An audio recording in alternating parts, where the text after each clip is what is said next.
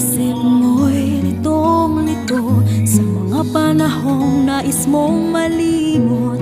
Bakit ba bumabalakid ang iyong mundong ginagalawan? Ang buhay ay sadyang ganyan, suliranin di mapigilan. Itanim mo lang sa